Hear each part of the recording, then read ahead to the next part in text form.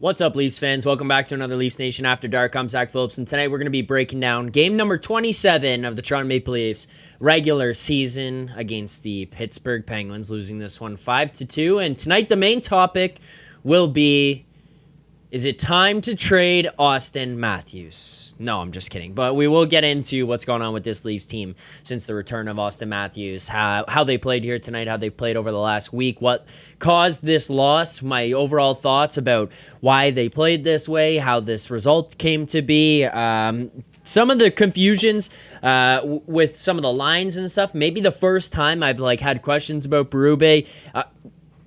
That's the wrong way to put it. Question stuff Berube has done. Not had questions about Berube. Question stuff Berube has done. It seemed like they went back to it. But as we get into all of that here tonight, break down everything going on with this Leafs team with this loss here and the body of work over the last week, I want to remind you guys that this is a presentation of Bet365.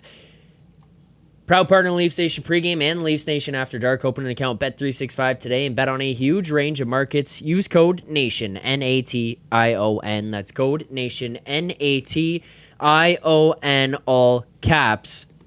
Whatever the moment, it's never ordinary at Bet365. All right, let's get into tonight's game and how things went for this Leafs team. I saw comments in the chat.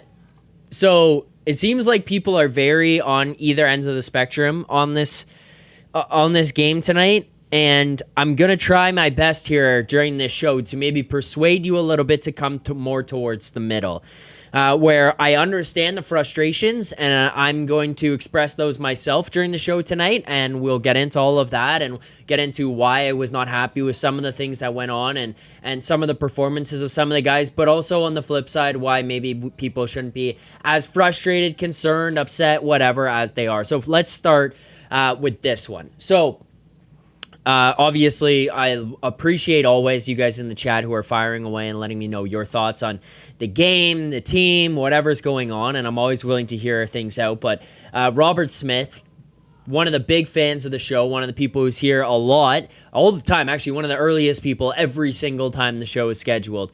Robert said, to me, this team's problem was always being the roughness or lack thereof, especially playoff time. Trio Berube's got that figured out. Finally, it seems agreed. But then he continues. So I wanted to make sure I included the first part because he said a nice positive thing. The second part, Robert Smith, for some reason, though, I am losing interest in this team. It's Matthews. Is he still playing hurt, or is is his mysterious injury going to haunt him for the rest of his career? So this is where I have the issue kind of with this one. So losing interest in the team, I am very, very much opposed to personally. I am not losing interest in this team watching them. This is kind of the first time in a long time that I personally have not lost interest or have not had a diminished interest in the group, just because of the characters that are here, the veteran guys, the depth guys that are here are actually impact players.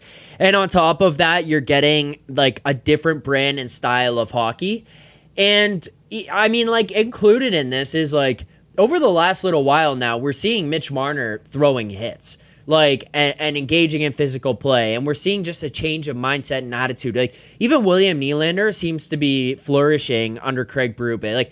I would almost even argue, which might sound nuts, and I understand, but I would almost argue that William Nylander is playing better this season than he even did last year in his contract year, and last year he played out of his mind.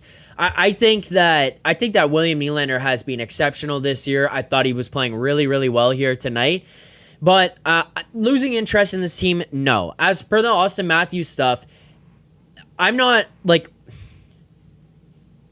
I think there's an element with him where we come to expect now, and we got greedy as fans, and I understand it because he gets paid a lot of money.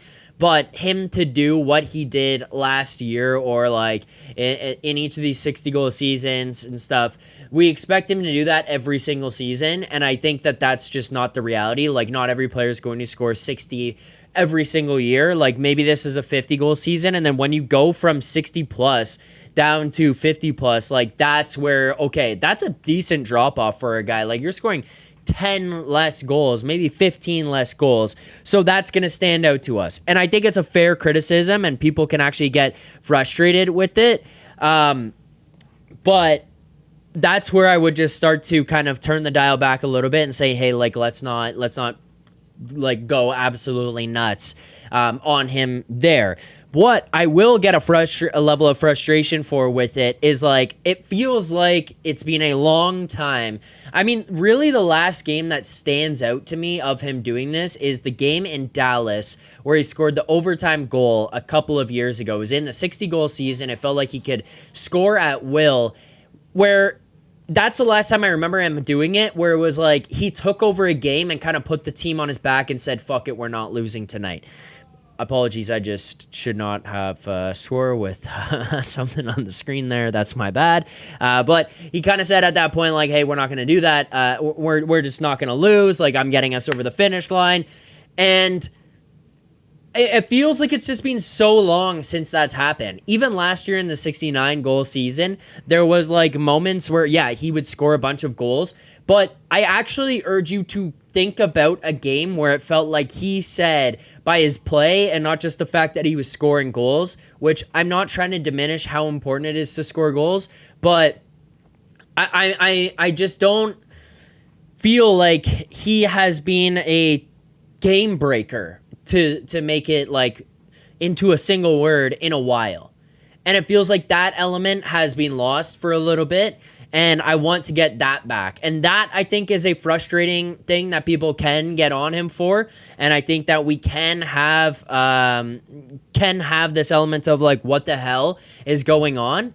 But that's where I look at with him, where it's like, I think he's still playing fine. Like, I don't think that there's been this huge drop-off. He's just not taking over the games. And that's what you need him to do with being paid that much money. Like, Mitch Marner the other night, I talked about it against Nashville. Mitch, that was one of the first times I saw Mitch say, finally, you know what, screw it. Like, we're not losing this game, and I'm going to be the reason why this goes in the right direction. It's one of the reasons that I love William Nylander so much, and I feel like William Nylander has been a guy that has elevated himself in my, like, personal power rankings of these players, just because I feel like he has that switch in his brain where he's like, I hate losing so much. Like, I don't just love winning. I hate losing, and I don't want this to happen. Marner showed that, and I feel like I haven't seen it from Matthews in a long time, and that's where I'm starting to get a little bit of disappointment with him. We do have a super chat about Matthews here, so let's dig into that a little bit here as well. Nate92, I won't be surprised if Austin Matthews goes down as the best player and worst captain in team history. The guy brings zero intangibles and plays worse under pressure. I mean, I think it's a little bit harsh, honestly, Nate. I appreciate the super chat, thank you, but I think it's a little bit harsh to say worst captain in team history and follow it up by saying the guy brings zero intangibles and plays worse under pressure.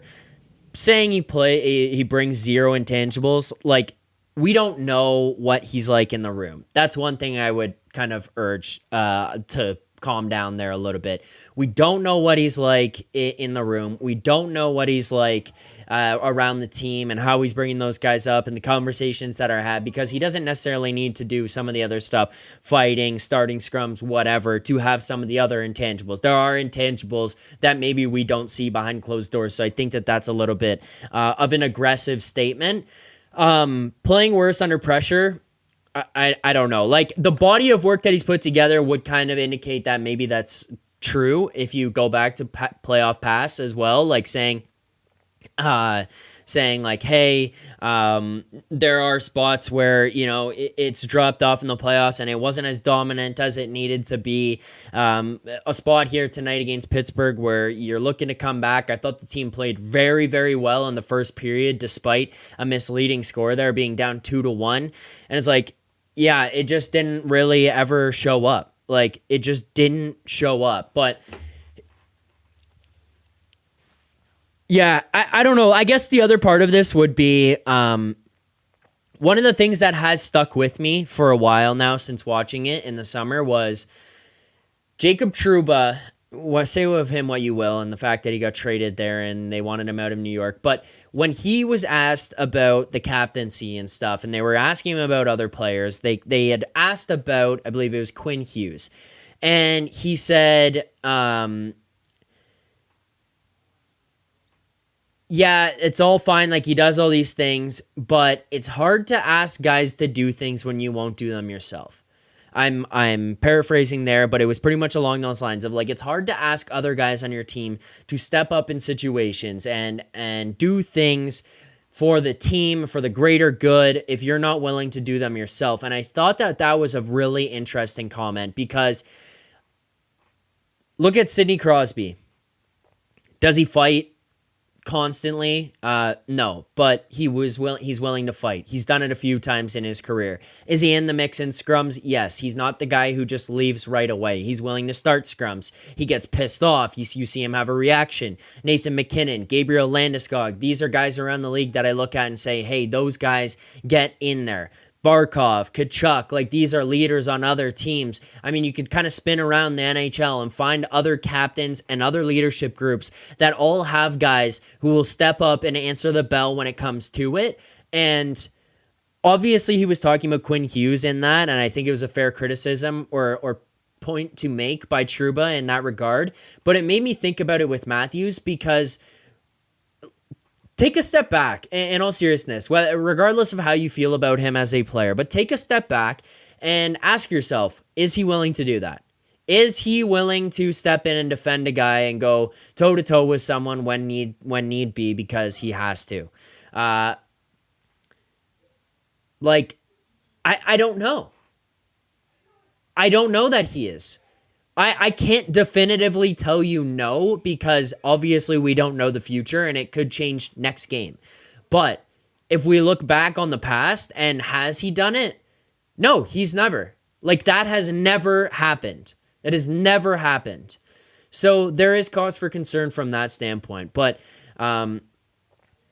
we'll see as it continues to go and he takes on more, he gets more and more experience at the C on his chest. But I mean, you obviously would want more from the guy if he's going to be the captain of the team from an emotional or physical standpoint, to be able to lead guys into the battle and drag you in with him. And the part of the problem that I start to have is, like, I don't want him to be primarily doing that. I don't want him to be the guy who is primarily trying to start these fights and scrums and stuff. But Sidney Crosby is the most ideal leader in my mind when I look at this and answer these questions, because even McDavid gets pissed off, but I'm still kind of personally waiting for McDavid to get to that point where he follows with what Crosby does, and I think he will at some point. You saw it in the doc where he's yelling at the guys in the room, but I mean, again, I would want him to be the guy who could take over a game and have that game breaker mentality, that game breaker mindset, where he can do that and do it for 60 minutes. Or, hey, maybe it's now late in the second and we're down and we need to come back. And he says, let's flip the switch here. Let's turn it on and let's go, and takes the team on his back. And then if he's not doing that, then maybe can he find the other aspects of the game. Passing by says, does Barkov? McDavid does the game breaker stuff, though. Like, McDavid every single night is doing all of the other things that Matthews sometimes turns off, and which I think gives McDavid the pass. As per Barkov, yeah, Barkov's not going out there and fighting, but Barkov is also on the toughest team in hockey and is very clearly a guy who's in there as just like this incredible leader in the room. Like, that's very obvious. The team loves him. The guys love him. I'm not saying they don't love Matthews. I'm just saying when you're going to question those guys in those situations. And by the way, Barkov's a tough son of a bitch, right? Like, the guy does all the little things well during a game that lead you steps and steps closer to having success, and then just throw in like 95% of the rest of the team is also ballsy motherfuckers who are willing to do anything and everything. You don't need Barkov to be that guy. Maybe he's the kind of opposite voice, right? But those guys are willing to do it. Patrice Bergeron, willing to do it. At this point in his career, Matthews, he's not being willing to do it. So if you're not going to be a game breaker and say, fuck it, we're taking this thing over and we're going to win this one, then what else are you doing? And right now, he's lacked those other things. I know it's a long way to answer the question and what was brought up there about being the worst captain in history, but like, that's kind of how I'm breaking this one down with it, where I'm not willing to say worst captain in history, because he's got to figure out here. It's been 27 games of him being the captain here of this team. He's got to figure out, and then if he doesn't, I'm willing to start to go down that road if we really want to. I'm not yet, but if you can't figure out that you're going to be the takeover guy every single game, then in those games that you're not going to be the takeover guy, you got to find it in the other areas. Because Sid will do it. McKinnon will do it. Jamie Benn will do it. You know, there's other aspects of it. There's other pieces that are missing with those guys as the C. Meg says, come on, Zach, this is a scapegoat. It's not about Matthews. Guys, come on. Every single fucking player we talk about on the postgame show, if there's any tiny bit of criticism towards them, oh, scapegoat, can't focus on this guy, can't focus on that guy, scapegoat, scapegoat, scapegoat. Come on. Like, come on. What are we doing? Like, what are we doing? We can't be like, just put these guys in a bubble, protect them, wear kid gloves around them in the conversations that you have. If they're not meeting expectations in certain areas, then they need to be called out on some of that. Denver, I know that Austin Matthews has 3 goals since returning. Genuinely tell me, do you think Austin Matthews has been a guy who has come into this and has been just a dominant force since his return? He had an amazing third period against Nashville there, and then outside of that, that's kind of been it. Like, yeah, he got on the board, but it has not been exceptional. And I'm not trying to shit on the guy, but let's call it what it is. Let's call it what it is. Mario Villela, great question there. How do we get a Leafs Nation ball cap? Well, Mario, you're in luck because, and that's not a plant in the chat, but the Nation Gear Black Friday sale, it was last Friday. They let it go until December 6th, and then they said, this stuff is in such demand, we're extending it to Monday. So the Black Friday may have come and gone, but the Nation Gear Black Friday sale, it's still on. Black Friday, no longer. The sale is still here, and it's time to score big on Nation Gear. Whether you're repping the freshest designs or rocking the classics, this is your chance to snag all your favorites for 15% off. The brand new My City collection has dropped as well and is part of the sale along with other fresh gear you don't want to miss. This is your shot to grab the latest styles and the classics at unbeatable prices. Need the perfect gift for your favorite fan? Nation Gear has you covered. From hoodies to hats, make this holiday season legendary for the hockey lover in your life. It gets better. Spend over $200 and we'll throw in free shipping. Don't wait on the sidelines too long. This deal, it was only 1 week, but now it's being extended to Monday, so you got a couple more days. Only until Monday. Shop now on nationgear.ca. If you're looking for a Leafs Nation hat, Nation Network hat, nationgear.ca. So head on over there and check that out. Mario, thank you for the reminder. Good point there. We appreciate it. So, yeah, that's the Matthews conversation. I kind of think that that's the rest of it. Donnie, I'm off to watch the fights. Have a good stream, Zach, and the rest of you hit the like button. Thank you, Donnie. I appreciate you stopping by. But Donnie's right. The rest of you hit that like button as well. Subscribe here, Leafs Nation 401 on YouTube. Appreciate it. Appreciate that. Yeah, I don't know. I'm looking for a little bit more out of Matthews as a leader. Yeah, like it's fun to see number 34 wearing the C, but there's more that I want from him. 6 1/3. So to summarize, not losing interest in AM34 is awesome. Yeah, not losing interest. Austin Matthews is an awesome player, and it's fair to ask more from a guy. He makes $13.25 million, and he's the captain of the team. He scored 69 goals last year. It's fair to ask for more. It's fair to ask for more.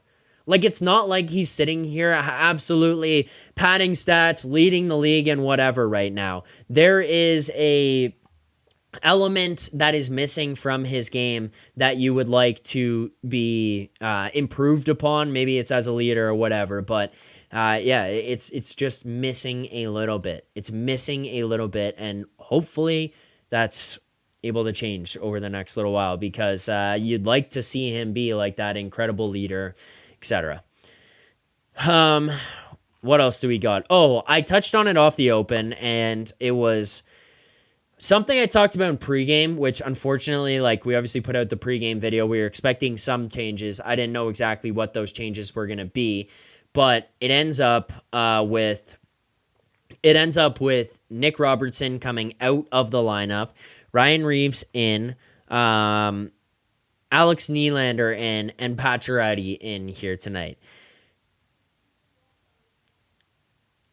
I did not understand. This is what I didn't understand from Berube and what I was talking about earlier. I didn't understand why Pacioretty was put on that first line. I don't know if it was just to try to get him going right away out of the gates because Matthews and Marner had played really well together in one of the in the game against Nashville in the third period there. I don't know if he was just trying to inject that in there or what, but I thought that was the wrong move. They corrected it in the third period late on, but even not fully. Like it was just spotting in shift to shift where it was going here and there. But I would much rather prefer to see Pacioretty play with Nylander and Tavares if you're going to keep those guys together, because Pacioretty had played incredible with them before his injury. Like he was buzzing. There was points there where we were just hammering Pacioretty goals and points and all that kind of stuff on the pregame show because how well he was playing, what the numbers were sitting at, and how well that line had been playing.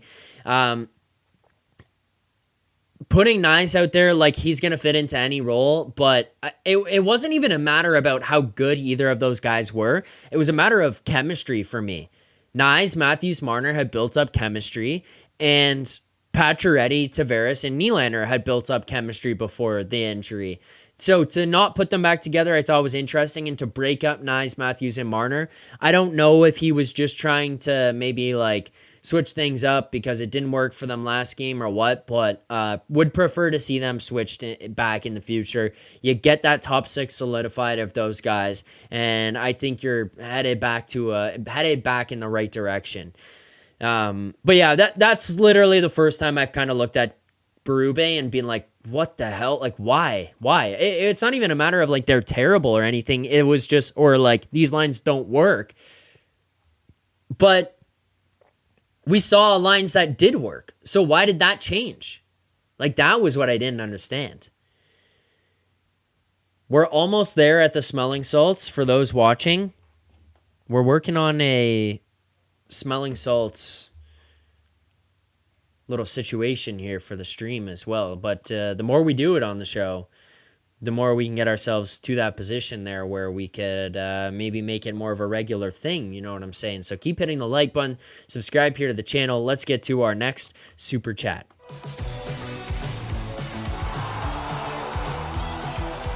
So Sangnam, yes, it's a loss, but other empty net goals, those are 1-goal losses. They're good defensively, and the offense will improve. Remember, they've adopted to Berube faster than we expected. Season looks good. Yeah, I mean, they have adopted here. There's going to be growing pains where every now and then it's probably going to peek its ugly head out, and we're going to go, ooh, that was a tough game. Like, that was a rough spot there. But the big theme so far over the last little while has been a lack of offensive generation at 5-on-5. Seeing a group with this much talent and this much firepower and is paid this much money not be able to score and generate is very, very frustrating. I bookmarked it during the game because I wanted to see and come back to it later on, but actually maybe I didn't bookmark it, which is, I'll try to find this, but early on in the game, that first period, like the results, the score of the first period was not what I had anticipated from how good I thought they were at 5-on-5. Leafs with an 89, this is David Alter, here's the tweet. Leafs with an 89.77% expected goals for in that first period, 77.78% share of high danger chances in that first period as well, per natural stat trick, all at 5-on-5. Yeah, like that was where I was looking at it, and I was like, yeah, it felt like a good first period. Obviously, Pittsburgh is able to score on power play, and it's like, you're out of the first period and it's 2-1. And I know that the end result was 2 empty net goals. It was 3-2 until late there, and then they scored.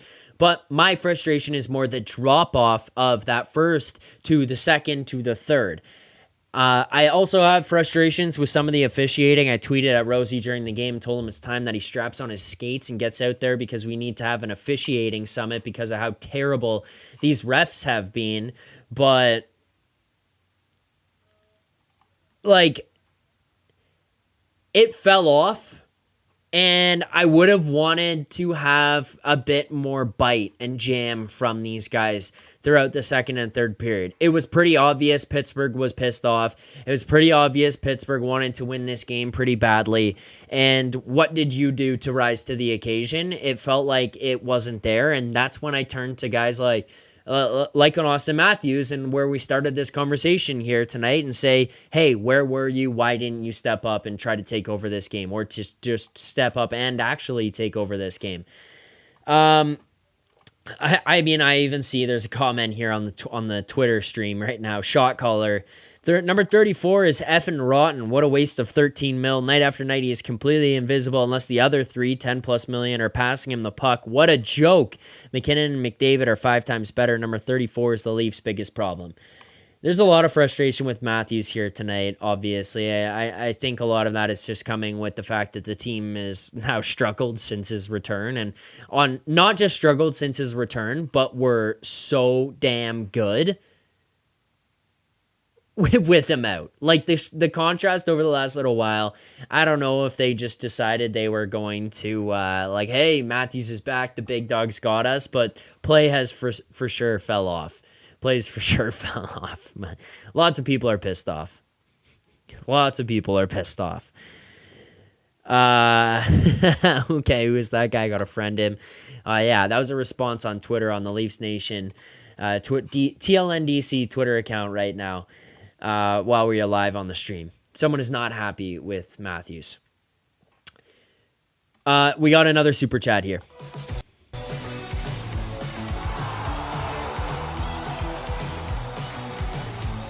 Matthews needs a better B game. His off games can't be just blending into games at his price tag, his stature. It's not too much to ask for. I agree with that. That's from Donald Chisholm. Thank you again, Donald, for the super chat. I do agree. The B game of Austin Matthews seems to be relatively non-existent. And it's one thing I think is interesting, because the conversation in the playoffs has typically been like, I'm a big, I don't want to say hater. That's the wrong word. A big critic of Marner in the playoffs when things go awry, because oftentimes I feel like Marner is a detriment when he's not at the top of his game in the playoffs. In those other games, he's soft, he's easy to beat off the puck, he loses it easily, he makes bad turnovers, bad mistakes, and he looks mentally fragile, and I think that kills the team. And oftentimes people ask me like, oh, well, why don't you want to get on Matthews then as well? What has he done? What has he done? Well, when he's not at the top of his game in the playoffs or even in the regular season, he's pretty much just like another guy. He's not a detriment, but he's just another guy. He's a player on the ice. Now, this is where we're at now with him, and why I have more frustration, where I'm starting to lean towards it, because of him wearing the C especially, is like, what's your B game? Where Donald's bringing up he needs a better B game, because if he's not at the top of his game where he's going nuts and creating offense and scoring and like anything like that, then there's nothing else going on for him really out there, it feels like. I know he's a good defender and he can make good defensive plays. He's a good 200-foot guy, but like, games like this where, I guess more so it points to his offensive ability, but it's like games where he's not A+ offensively, it's pretty much like nothing's going on, and it can kind of look around there like, where has 34 been tonight? Like, where can you look at this one and say he had an imprint on this game? It felt like it feels like in general there can be a bit of a drop off. So I do agree with that. I think the B game needs to be better, and that's kind of why I wonder if we need to start asking or demanding of him like this little bit of bite in his game, to have a little bit more ferocity and aggression. Mark Robinson, I think you were confused with Mitch and Willie. Mark, no, I'm not, actually. Thanks, though. Appreciate you trying to clarify. Yeah, our man there. Poor lineups tonight by the Chief. Michael Kirkpatrick. Why put Max P on the top line? Yeah, those are the questions I had as well. I didn't really understand those. I thought that they were. I thought that they weren't that optimal lines. Michael Kirkpatrick, number 34, has no bite. Dream on. I don't know, man. We kept saying it about Marner, and now all of a sudden, it seems like he's maybe found a little bit of something. Nick tweeted out a video tonight. Our friend Nick Alberga tweeted out a video during the game of a guy attempting a hit on Marner, and Marner reverse hitting him. I can't play it here. I don't have any courtesy of to be able to give credit to it here, but Nick tweeted out this video. And he actually leveled a guy in return as the guy stepped up to him, just smoked him. It was pretty funny. Pretty funny. Let's talk a little bit about bottom six. That was something I've seen brought up here by you guys a bunch tonight, so I think that is fair. First of all, I guess we got our wish, and to those like last night, to those last night who were in here, I saw Denver was in here earlier. Denver has been timed out in the chat. The guy was losing his mind, so he can go take a break, take a breather. But we were having the conversation about Nick Robertson and how he's just not being good enough and it is not contributing into the bottom six, and people were fighting back on it. Well, Craig Berube was asked about him last night in post-game and was pretty pissed off with Nick Robertson. It was pretty telling, his thoughts and opinions on him. And then here today, he's healthy scratched. So if that doesn't tell you all you need to know about Nick Robertson and how the head coach of the team feels about him, then I don't know what you're looking for. So, Nick Robertson doesn't go here tonight. I think that that's the right decision. The other one that was confusing to me was Grabenkin coming out. What was the need? Are we sending a message to the guy? Are we trying to tell him he needs to be better? I don't think he's been bad at all over the last little while. I think Grabenkin has been one of the more exciting players to have here. I think he played pretty well when he was with Steven Lorentz. That line was a little bit of a problem to deal with. Ryan Reeves is just really not doing it for me. And the other thing was, if it was to get to Alex Nylander, give him another shot, this game tonight, it didn't look great for him. And then to put the final nail in his coffin here, most likely, was that penalty that he took in the third period. The Leafs ultimately kill it off, but you waste 2 minutes of the third period in which you're chasing in this game. You're down a goal, you need one, and you're sending your team to the box. And it's an offensive zone holding call. That there's no need for that. He was okay in the first game that he played. I think he's probably one of those guys who's just always going to be really good in the AHL, and that might be the extent of it. Or he's a guy who does really well on teams that are not very good. But his play here tonight, 9:18 of ice time. He has the second least in the game. The least was Ryan Reeves at 7:41. At that point in time, I think the Alex Nylander experiment or the Alex Nylander opportunity may also have come to an end. Not having Grabenkin in the lineup, I disagreed with. I like Grabenkin. I like what he's brought.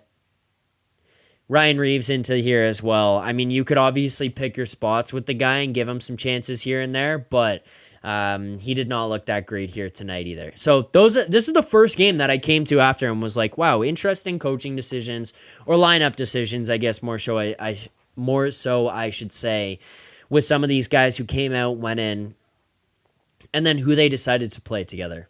So want to kind of make that known that was my thoughts on coaching and lineups tonight, because didn't really understand. But as for the bottom six, I mean, I had the Nick Robertson conversation last night. People got really, really pissed about it, and people were really upset with my Robertson take. And I mean, he's healthy scratched here tonight. That says all I needed to know about his standing within this lineup. He's just not been good enough. The other guy that's in the same boat for me right now, obviously he's not anticipated to be as much of a goal scorer, but he's not been good, and I wouldn't be surprised if at some point here he's going to be yanked out as well, is Pontus Holmberg. I don't think Pontus Holmberg has been very good. I thought that he was going to have I thought that he was going to have like a step up this year. We saw last year he played pretty well. I mean, I had high expectations for him and what he might be able to do. It's not being there right now. And this is now 27 games into the season that Pontus Holmberg has lacked any ability to make an impact on the game. It seems like he's got no offensive ability right now. And it doesn't feel like he's doing anything where you're like, hey, holy shit, that was awesome.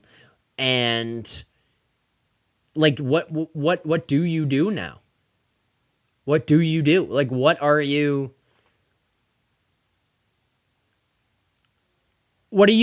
bringing to this team is really my question, where I start to go,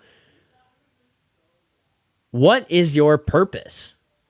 Like, look around the lineup and look at some of these guys, and you can very clearly say, hey, that guy does this, and that's why he's here.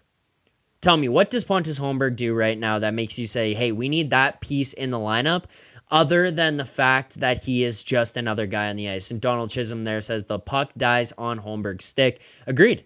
Like, you had him in a top six with Tavares and Nylander, and it was effectively like cutting through like any positive progression that lineup made. I'm also just reading, trying to read a ton of what you guys are saying in the chat, because I agree with this, is like Jonathan Stewart here also pointing out Holmberg is unreal at puck battling, but has negative vision. Yeah, like the hands, the vision, the goal scoring, the shot, like it's just not there.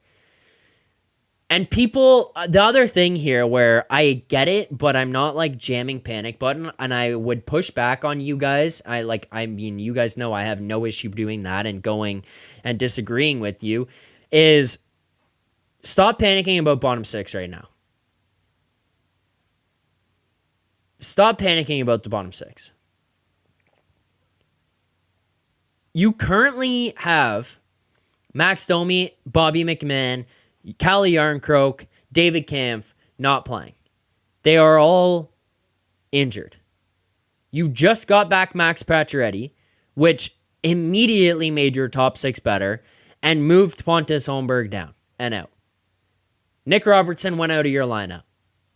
Those are positives right away.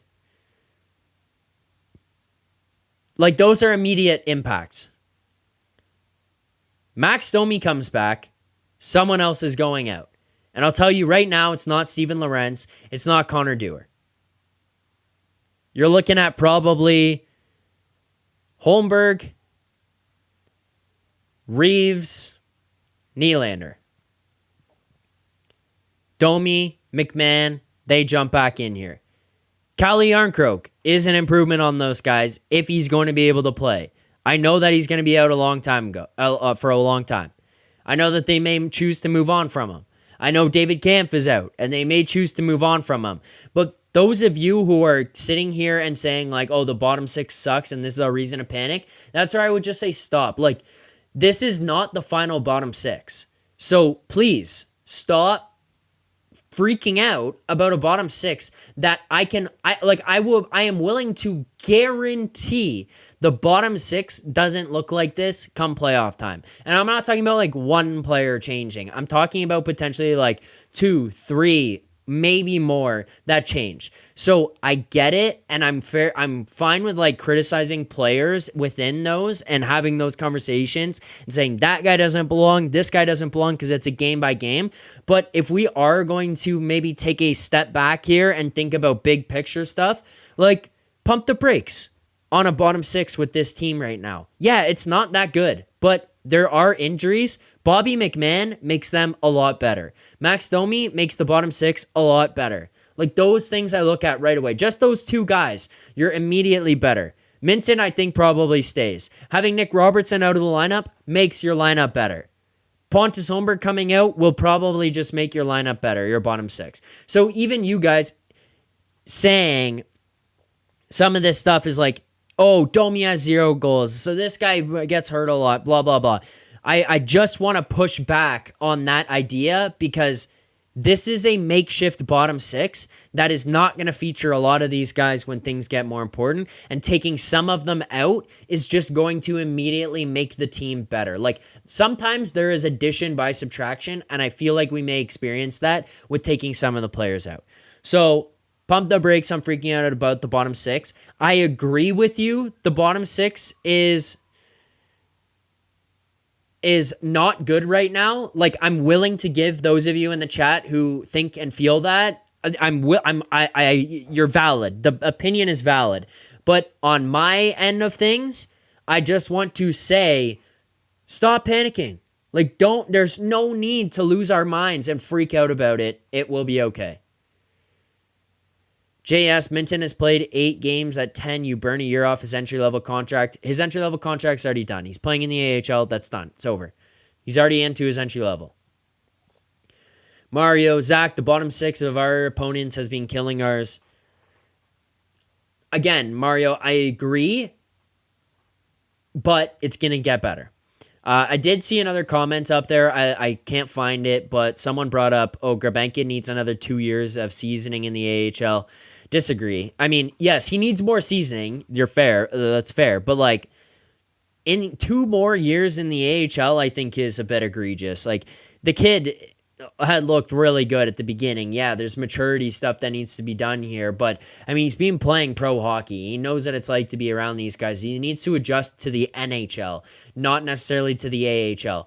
Give him an opportunity here, obviously, in the Marlies. Let him get some confidence and build that. But I do not want to bury that kid in the Marlies, because I feel like if you get him up here and let him start to build some rapport with the NHL team and coaching staff, he's a kid who will learn. He seems like he's just got a good personality, a good head on his shoulders, and would take that criticism and just continue to develop and learn and ask what the team is, or do what the team is asking of him. That'll just kind of set this team up for the right direction. But yeah, two more years in the Marlies, I think, is way, way, way too much.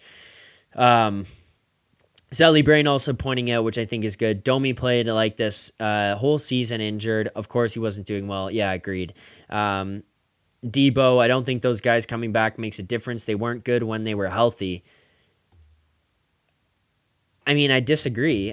It's not like I think that they were world beaters, but I think that they were better. And like, guys, you want to even like have this conversation? You know that who like is being put out there right now, and I'm hearing stuff about of like who the Leafs are targeting. They're looking to get better in their bottom six. And they're not looking to get better on some rinky-dink Kyle Dubas trades that he used to make when he was here going into the playoffs. They're looking to go and say, hey, we're here to play. We're big dogs in this league. Nazem Kadri is a guy that they are looking at and are actually genuinely interested in. However that works out, and salary retention and all that kind of stuff. But he's a legit guy that they are considering bringing here to Toronto. Like, I know that.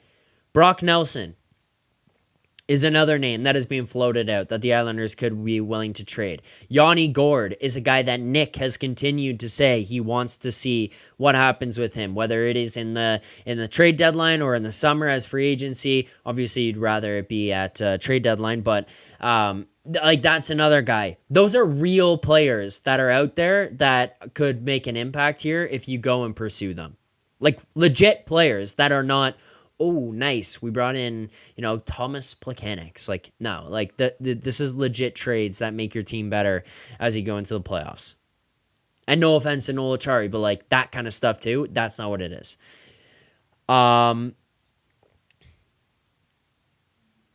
This is more of a chat. This is an interesting chat here tonight. There's been a lot of stuff about some people feeling really negative that I'm just kind of not willing to accept or get to right now. The other one that I want to point out is Wilfred says missing McCabe. Yeah, there's people right now in this chat who are complaining about the D. I've not really had an issue with the D, and the other thing is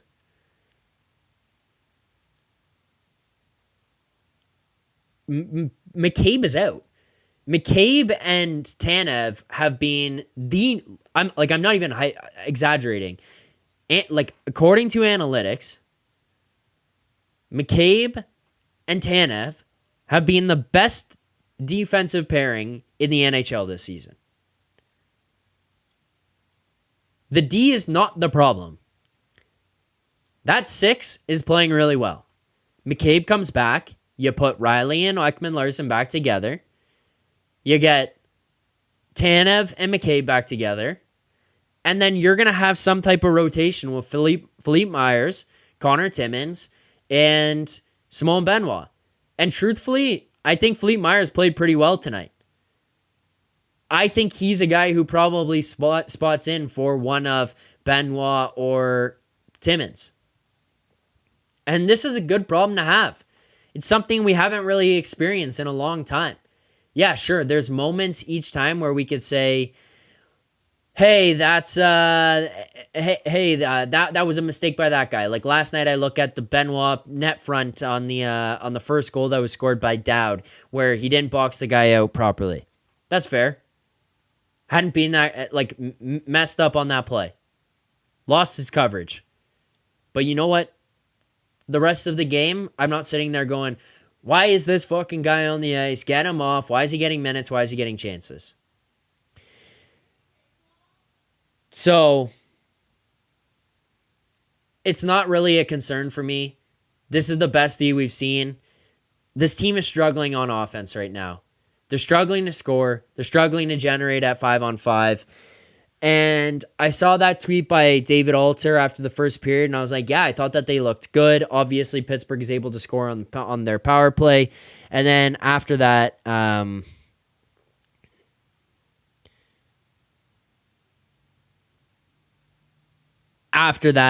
it's like it goes downhill. Second and third period, scoring ability diminishes. Weren't able to just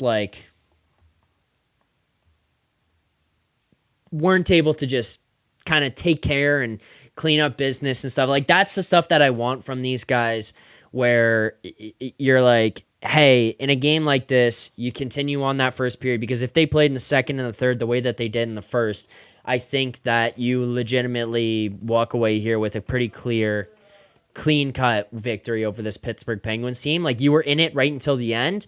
Defensively, I thought you were fine. You give up a couple power play goal or penalty shorthanded. I'm saying that all backwards. That's my bad. You give up a couple of power play goals to Pittsburgh there. And outside of that, defensively, you were pretty good. You got to score. We need to score.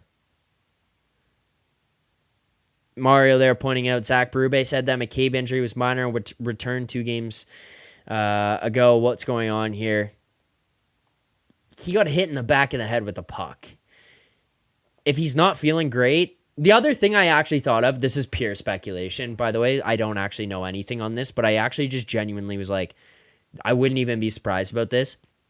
He got hit in an area that likely swells up and is very uncomfortable to put your helmet on. It's the regular season. We're not desperate for this guy, and it's probably something maybe if it's that, he could play through that in the playoffs. Again, do not take this as gospel of what this could be. This is purely speculation. He could he was put on IR today there. Worm Castings asked. He was put on IR. Like, there's a very strong possibility, you know, like he can't put his helmet on, or like he's got a concussion. It's just no need to rush him back and stop panicking about the D. This is the best D that we've seen in a while. Last thing on this that I want to point out, Meg says, dude, we know they are good. The issue is when one goes down, especially given Tanev injury history and the way he plays. We need another D-man. He's not a top 4 D on a cup-winning team. Disagree. Like, very much disagree that Chris Tanev wouldn't be a top 4 D on a cup-winning team. The guy seemed to be, like, in the final conversations of Team Canada to go to the Four Nations Cup based on how good defensively he's playing. He's one of the best defense in the league. Like, defensively, he's one of the best defense in this league. Like, what are we talking about here when it comes to him not being a top 4 cup winning defenseman?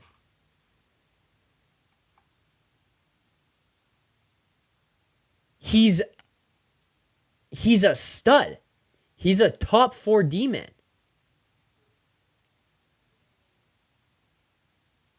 He's a top 4 D-man. Yeah, obviously you'd like to be able to add more depth. But again,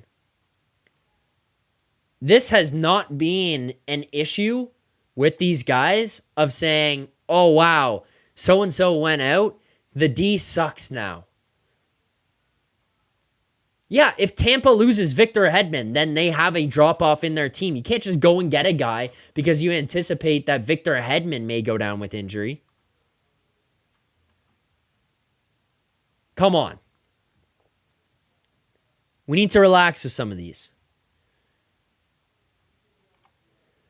Let's get to one other thing about this game. Because otherwise, like, there are elements of frustration about this this game, and this is 2 kind of frustrating losses. Last night, I kind of was just like, okay, let's move on. Tonight is a little bit like, this is more disappointing because you allowed this to happen back to back where it wasn't going full pin for the team. Also, 5 more likes and we'll do the smelling salts as we go. Meg says, learn to read. Meg, I read your comment, brother. What are we talking about? Come on. The officiating tonight was pretty terrible. But this is not just the officiating tonight. This is the officiating as a whole in the NHL. It's inconsistent. It's confusing. It's frustrating. The first Pacioretty, penalty is okay, whatever. Like, I thought that was a garbage call. Like, whatever. It happens. We move on. Ref says, hey, we don't want this to go down this path tonight, so you'll call Pacioretty on the roughing. No problem. Whatever. Leafs kill off the penalty. Pacioretty comes out of the box. The Penguins are jamming at the goaltender. There's a scrum in front. I see Ekman-Larsson takes a shot to the face. Pacioretty gets in the mix. He goes and hits a guy. I think it was Letang. He goes and hits. And he ends up being the only guy coming away with it with the penalty. Like, are you fucking kidding me? Some of the shit that's getting called, or some of the stuff that's not getting called at this point, is just like, do your job. Do your job. Is it or is it not a penalty? Last night in the Washington game, and again, I said it, I think it was a brilliant play by Fehervari. He loses his helmet, but that is going to be a goal by Matthew Nyes into the empty net. And Fehervari gets down in front of it, no help, like he's holding his helmet. He's literally, this is Fehervari. He's holding his helmet and he goes like this. It's not on his head. He's holding it in his hand, gets down and blocks the shot and makes the save. No problem. No problem. Like, that's a brilliant play by Fehervari. But, you know what that also is? It's a penalty. The ref is standing 3 feet away, watching it, staring at him, and then the helmet falls off and hits the ref in the feet, and he just stands there and doesn't do anything. What are we doing? And then you want another example of just stupid shit going on in this league right now with the officiating and how some of this stuff is being called. Earlier today in the Carolina-New York Islanders game, Kochetkov comes out of the net and goes to play the puck. Anders Lee reaches for the puck. And by the way, when I say comes out of the net and goes to play the puck, I'm literally talking about comes out of the net to the face-off dot to play the puck. Goes to play it, misses, or like, Anders Lee misses, sorry, not Kochetkov. Kochetkov gets there, Anders Lee misses, goes to dodge Kochetkov in the face-off circle, runs into Kochetkov, and gets an interference penalty. Do you know how fucking stupid that is? Like, if I'm a goalie and my team is really good on the power play, every single time the puck comes out, I'm just going to go and skate into somebody on the other team and fall down. Because then you're just going to you're going to the power play for an interference. Some of the stuff that we're seeing with the referees just around the league is bullshit. It is pathetic. It becomes hard to watch. It's hard to watch from night to night to night, from game to game to game. Outrageous shit that we see with these guys. And even Rosie tweeted, like, the officiating, it's getting embarrassing. It's getting embarrassing. I think that the reffing in the NHL has been really bad, and I don't know if it's maybe just because we have so many camera angles and the ability to pause, rewind, replay, watch highlights a billion times over, but it's been pretty bad. And yet again here tonight, I really hope Berube says something. I don't know, like, I haven't read any of the post-game comments, but I hope he says something, because some of this stuff was just pathetic, and it's so confusing. I think I know hockey pretty well. I played hockey for a long time. I still play men's league or whatever.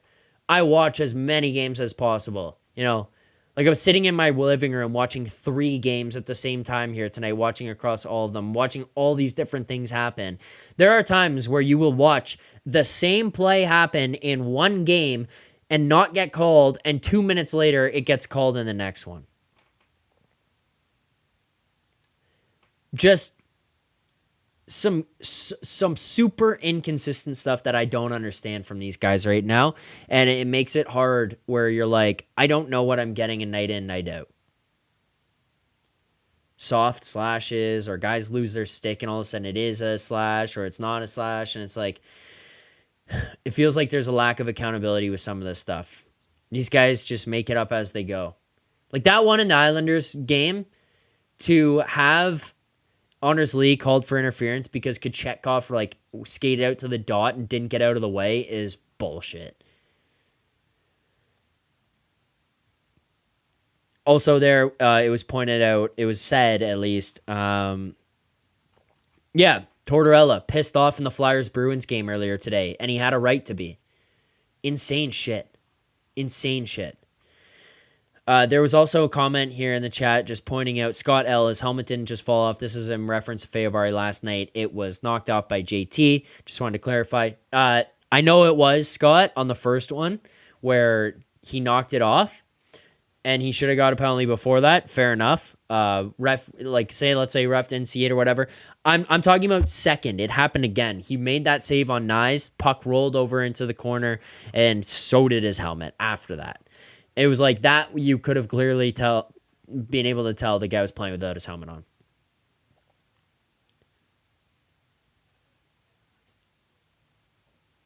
There's some tough officiating. I wanted to get that out of the way and say, hey, I'm not impressed with the refs.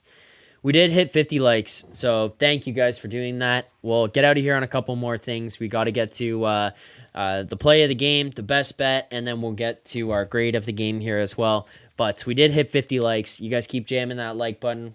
We appreciate it. To all of you who are coming in here from... to all of you guys who are coming in here from the sheet, following over, or those of you watching on Twitter, we appreciate it.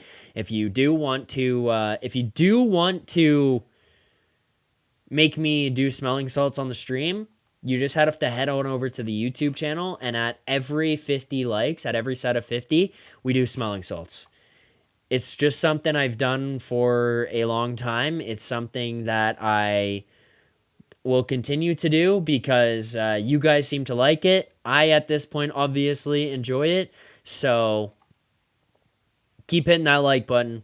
Subscribe here to the channel, Leafs Nation 401 on YouTube. We appreciate all the support. Thank you guys very much. But we did hit 50, so let's get the smelling salts. Thank you guys. Oh. There we go. Oh no. Smelling salts on the keyboard. Oh, that one really tickled the brain. Oh. Okay. Yeah, also want to point out Matthew Nyes. Think he played really, really well here tonight.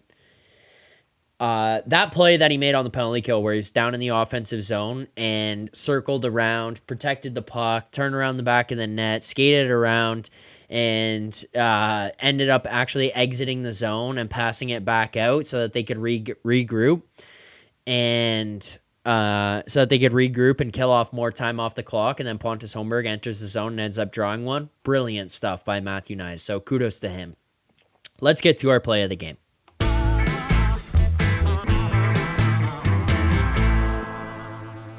Play of the game for me is actually going to be the Nylander power play goal. Yeah, it's one that stands out for me. And part of it is because it's something that I've demanded from this team for a while about how they play and the sense of urgency of which they express on the power play. It feels like there's been a lack thereof. And, I just kind of had hit the point where it was like, it feels like there's a lack of creativity. It feels like this group is missing something when they go out there. Like, I don't know, but it was just kind of like an infuriating aspect watching them every single time out there, just not able to kind of generate. They were being so predictable. It was slow. We were sitting here every time saying shoot, shoot, shoot, like it's the idiot like old guy in the arena yelling shoot, but it was real and it was frustrating, right? Like it was something that was starting to eat away at us, having to watch this power play go through those motions every single night, where it was like, we all know you guys are much better than this, and we all know you guys are some of the best players and playmakers in the league. Well, what they've started to do on the power play move the puck quicker. The other thing that they've started to do is change the depth of which they are attacking. So one of the things that I've kind of been looking at this point, and I think has been a massive, massive development for them, is their ability to spread things out and change the depth in the offensive zone. And now, I'm not a coach. I've never played in the NHL, but I want to kind of point out some of the things that I had seen here tonight and show you guys what it is that I'm looking at, because I feel like you'll understand some of what I'm talking about and why I feel this way with this group. So one thing that I have kind of looked at over the last little while, when I'll bring up the board here for you guys to see on screen as well. But one thing that I kind of looked at is, so obviously you got the 5 forwards, Mitch is with the puck there up top. They have found ways, they have found ways now to move the puck around quickly and to get things shaped up differently. So one thing that I watched Mitch, and I watched them do it a couple of times here tonight, is pass across to Matthews here, obviously on this side. As Matthews has got this, there are a couple of different things that happen. First of all, Matthews has obviously, first of all, takes a look. Can he shoot or can he not? Then after he makes that decision, a lot of times what he starts to do is drag this guy down here, which allows then JT to pop up into this spot. Once JT has popped up into there is a much different look, where Matthews has now moved himself down and Johnny T has moved himself up, and Matthews has an ability to pass the puck into Tavares for a slot look, for a shot from here. This is dragging a guy down. This is trying to force a guy through over here where you can now see if you can get Tavares open on a little bit of a bump where he can switch through and maybe you get a guy who's caught in a bad position. Because the other thing you have to remember is that Matthew Nyes is constantly an issue in front of the net. Now, one of the things that you're watching here as well, which happened a couple of times tonight, and people I think should realize this, is on this motion, once the puck goes there and Matthews goes across, what he has started to do now is when he gets there, if the option to go to Tavares in the middle is not there, he starts to curl back up. And as soon as he starts to curl back up, he looks to make a pass across to Mitch. Tavares, I guess, is a little bit lower. I should put him down there. He makes the pass across to Mitch. And Mitch, this has been brilliant by Mitch. And I want to point this out because I had frustrations about how he kind of handles things at the top and putting him out there because it's not like he shoots. He has perfected this one-touch pass that gets across to Nylander on this side of the ice beautifully. So, I'm going to show you guys this play and what happened before we get to the Nylander goal and why this one is so beautiful. But Mitch gets the puck up here, immediate one-touch pass to Nylander, and then you know what happens? Tavares, who has gone from down low to here, rotates across right here. So now Tavares has moved from down there as Matthews comes down from his original spot that he's traveled to. He comes back up. Instead of JT filtering back in, they've set this play up to where JT now follows the puck a bit across the ice. Nylander has it over here, and it's Nylander, boom, feed in there, and then we see JT able to shoot. And this happens, and happened tonight a few times in like 2 seconds. I might be exaggerating. It might be a little bit more than that. But seriously, watch that play. It is a conceded effort to make this happen and get these guys to spread out like this. And as the rotation is happening where it goes over here, everyone on the ice turns and watches Matthews. Everyone on the ice has to turn and see what Matthews is going to do over there and be aware. Obviously, you're going to try to watch Willie a little bit, but some holes may open up for Tavares. Then after that, it goes back around, and all of a sudden, Matthews is able to come back. But rather than JT sliding back down, you keep Nyes in front, being an issue. But then, over on the other side, you get JT starting to creep over to Willie. Marner, bang, tap pass to Willie. Willie back into Tavares. Tavares is able to get a shot in a prime opportunity right in front there.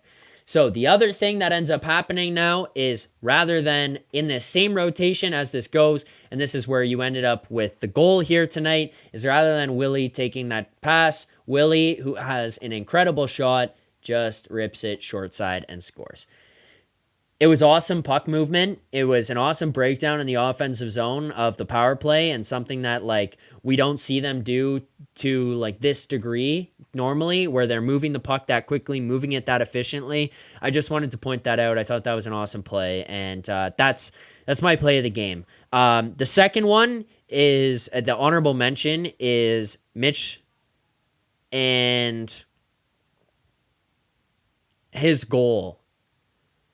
Because I am constantly shitting on Mitch for a lack of physical engagement and extra effort and battle. That goal there tonight started with the first line doing a great job in the offensive zone. There's a couple of shots from Ekman-Larsson threw from the point, which I always harp on. Shoot.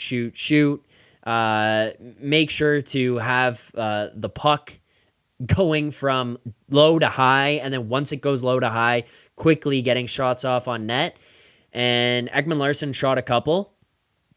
And Marner has, over the last little while, been much more engaged in some physical play. And I'm not saying starting it or anything like that. Let's not get nuts. But he is not afraid of it. And that goal there is him in front of the net, battling for position, trying to get his spot in front. And he ends up like trying to tip the puck, getting the rebound, fighting for the second effort, and tucking it in. I see in the chat there, Sam Sirianni, Mitch goal is a fluke. Mitch goal is a fluke again. I don't think so. I think he's a smart player who has got himself to the right spot. He battled for the net front and then ends up scoring off the rebound. Thought that was a good play. So that's an honorable mention for me. Okay, let's get to our best bet segment here tonight. For anybody who's been following along on the season and following us game to game, we are now 10-21. We are 10-20 coming into this, but it's not about the record. And again, I know a lot of you guys just don't understand and don't get it, and that's fair, but it's not about the record of what it is. We're looking to just make money, so we're taking some shots on some of these big plus monies. Tonight, we tried to hit a plus 375 with Matthew Nye's power play point. Tough one for us here. But our best bet segment is brought to you by Bet365. And to continue to recap this one, you guys know it, but they are proud partners of Leafs Nation pregame and Leafs Nation after dark.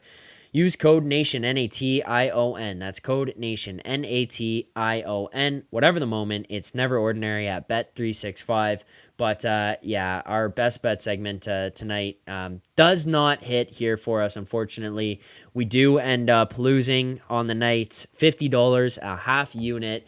That brings us on the season to down now 0.68 units. We've been down more than this before, but yeah, down 0.68 units.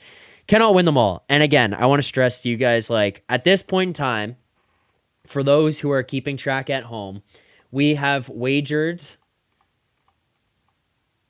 Well, I'll try to do this quickly in the Excel sheet. We've made 31 bets, and we have wagered $1,643. We have only lost at this point, or we are only down 68.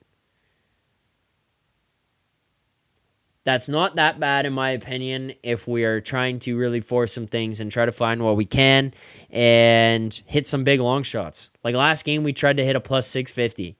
We tried to hit a plus 425 not too long ago, 625. Like we're hunting for some of the stuff here.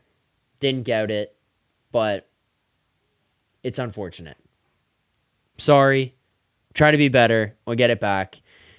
Hopefully, we can find a way to get it back in the next game, in the next pregame show, which would be on Tuesday, right? Tomorrow's 8, Monday's 9, Tuesday the 10th. Yeah.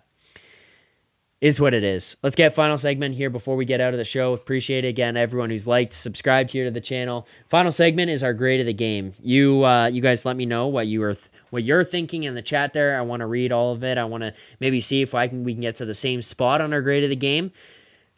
Rushman, yes I do. But grade of the game for me is going to be. This one's kind of tough. Like. It wasn't a terrible game, but I'm gonna go with a C+.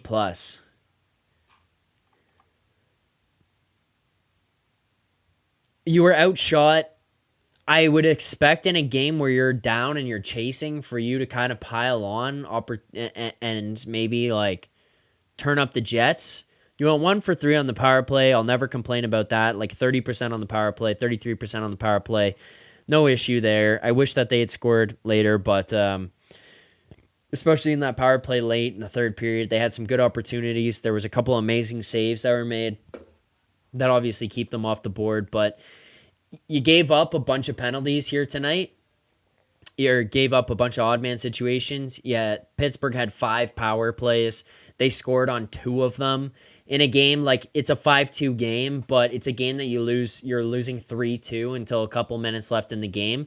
So when you take that into consideration, you gave up 2 fucking power play goals, and you ultimately were down 3-2. Like, that's, you want to clean some of that stuff up, Penalty kill could have been better tonight. I don't think that they were awful, but they could have been better. Like, they went 3 for 5. I thought Joseph Wall was fine. I got no issues from him or his game that he played here. 889 save percentage is not going to do justice to his game. Held them in it. I thought he was good, but like, you struggled generating offensively after the first period. The second and the third, it really tailed off. Honestly, like a C. C is my final grade. The more I talk about it, the more I think about it. You didn't have as much fire as the Penguins did there later on, and it really diminished and it really showed, I thought. So I wish it would just, like, I wanted more of an effort. I wanted more of a fight in this game, and we didn't experience it. So it happens, but it's back to back. Like, last night against Washington, wanted more. Tonight, wanted more. That's it. That'll do it for me here on the show. I appreciate you guys for following along, for watching, for participating in the show here tonight. If you did enjoy the content, make sure to hit that like button, subscribe here to the channel, turn on notifications so you don't miss anything. As always, the boys will be back on Monday morning for another edition of Leafs Morning Take at 11 a.m. Eastern Time. I will be back on Tuesday for another pregame show. That'll come out. We'll do a little video. We'll talk about the lines, what we're seeing. We'll also tee up the game on Tuesday night. And I believe, I will double check, but I believe I will be hosting on Wednesday in replacement of Nick Alberga again. So another spot for me on the Leafs Morning Take show. So thank you so much to everyone who watched the show here tonight. Appreciate it, as always. Appreciate you guys in the chat. Thanks for liking. If you haven't already, hit that like button on the way out. Subscribe to the channel. But that'll do it for us here on the Leafs Nation After Dark. This has been game number 27 on the Toronto Maple Leafs regular season, losing 5-2 to the Pittsburgh Penguins, seeing 2 empty net goals late there, moving to 16-9-2 on the season. Thank you all for watching. See you all back here on Tuesday. Appreciate it as always. Until then, keep believing. For more content just like this, including game previews, post-game live shows, Leafs Morning Take Monday through Friday with Nick Alberga and Jay Rosehill with special guests, as well as instant reaction videos, make sure to be subscribed here to the Leafs Nation YouTube channel. Turn on notifications so you don't miss anything, and drop a like.